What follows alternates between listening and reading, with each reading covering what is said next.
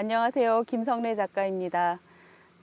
저는 전쟁이나 사회적인 참사 이후에 살아남은 자들이 겪게 되는 폭력이나 혐오, 그리고 그들의 기억, 애도 등과 같은 주제로 작업을 하고 있습니다.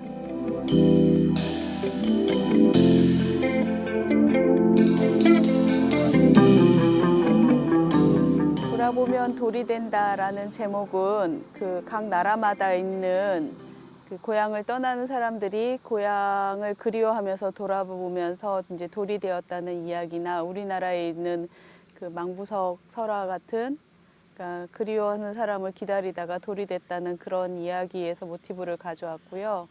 돌이라는 거는 어떤 사건이 있고 난 뒤에 그 사람들이 겪게 되는 트라우마라던가 노스텔지아, 멜랑콜리아 이런 것들의 응축된 어떤 형태, 그런 걸로 보시면 될 것 같습니다.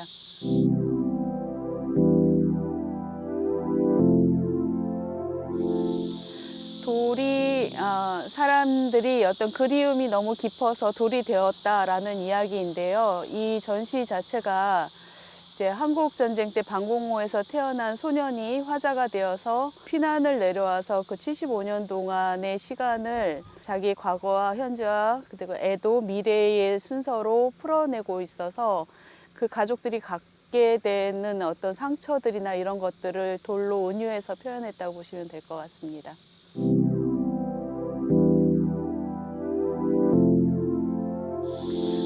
광복 80주년이나 이제 한국전쟁 전후 75주년 뭐 이런 것들을 이제 전혀 생각을 안 하고 준비를 했던 건 아니고요. 이 전시가 이제 제가 워낙에 그 사회적 참사를 바라보면서 그 사고, 이런 사고나 어떤 전쟁이나 이런 큰 사건들이 있고 난 뒤에 살아남은 자들, 특히 이제 유족들이라던가 피해자들이 그 뒤에 이제 그 시간들을 견디면서 가져가게 됐던 슬픔들에 대해서 이제 작품을 표현하고 있어서 이 전시도 이제 한국 전쟁이 있고 난 뒤에 그 가족들의 이야기를 다루고 있어서 역시 이제 한국 전쟁 75주년이나 광복 80주년과 같은, 그러니까 우리가 지금까지도 전쟁이 끝나지 않았고 아직도 그 광복이라는 것이 완전히 광복이 되었는가 이런 것에 대해서 생각을 할 수 있는 작품 통해서 마련해 보고자 하기도 했습니다.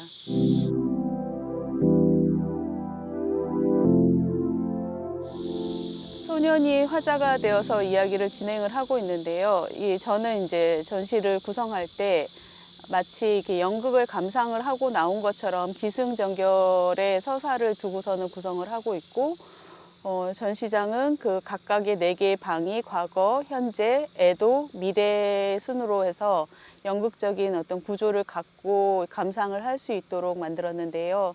제가 작품을 그렇게 구성하는 이유는 일단은 어떤 서사 구조를 먼저 만들어 놓고 작품을 제작을 하기도 하지만, 이제 그 전시장 안에 들어가면 미술 작품 같은 경우에는 사실 어떤 물리적 거리가 분명히 관람객과 있기 때문에 이 거리를 좀 없애고 싶다라는 생각을 했었습니다. 그래서 연극을 감상하듯이 마치 관객이 무대 안에 들어가서 그 무대 속에서 그 배우들과 같이 숨을 쉬고 다시 내려오는 것 같은 그런 느낌을 갖게 연출을 했고, 그리고 이제 그 전시장 안에서는 사실 시간성이라는 게 좀 멈춰 있는 상태로 보시면 되는데, 그런 시간성 역시 작품 안에다 끌어들이고 싶어서 이런 연출을 하게 되었습니다.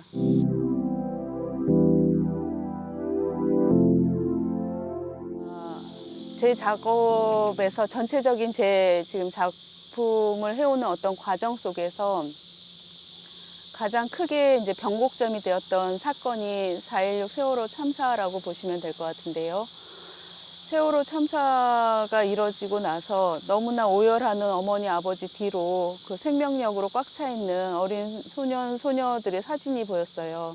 그 장면 자체가 저는 어떻게 보면 저한테는 각인이 되어서 이 뒤에 모든 제 작업의 형식이나 내용의 틀을 바꿔놓는 사건이 되었는데, 그거보다 이제 그 뒤에 이루어졌던 그 사람들, 피해자 가족들을 향한 뭐 혐오라던가 조롱이라던가 폄훼라던가 이런 것들을 보면서 이거를 이제 거슬러 올라가는 과정에 이것들이 어디서부터 시작됐는지, 이제 거슬러 올라가면서 이제 한국 전쟁을 만나게 된 거예요. 그리고 그 전쟁은 지금도 이어져 오고 있고 아직도 우리들은 그런 피해자들을 위한 어떤 애도를 할 준비가 안 되어 있고 계속 그런 애도 자체도 이념으로 나눠서 유예시키고 있다라는 생각이 들었습니다.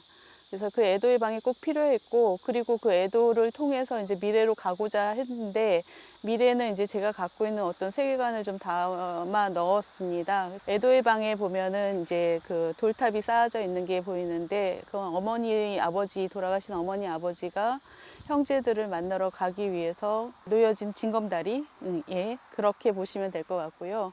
그리고 이제 그 방을 지나서 만나게 되는 미래의 방은 죽음이 존재의 형태를 바꿨을 뿐이지 우리 존재가 사라지는 것은 아니다라는 생각을 갖고 각자 자기가 되고 싶은 무언가로 다시 태어난다고 생각을 했어요. 그래서 그것이 되어서 형은 기러기가 되어서 북에 있는 형제들을 만나러 가고 누나는 나무가 되어서 다시 꽃이 된 동생을 만나고 이런 방, 미래의 방은 그런 식으로 해서 결국에는 만나서 화해하고 서로 다시 그 그리움, 너무나 사무치게 그리웠던 그 과거에 헤어진 형제들 그리고 아들, 자식들 이런 것들을 만나면서 어떻게 보면은 이제 해피엔딩? 역사가 치유하지 못하는 고통을 그렇게 그 미시사 속에서의 작은 사람들이 이렇게 헤쳐가고 있는 그런 모습을 거기서 연출을 하고 싶었습니다.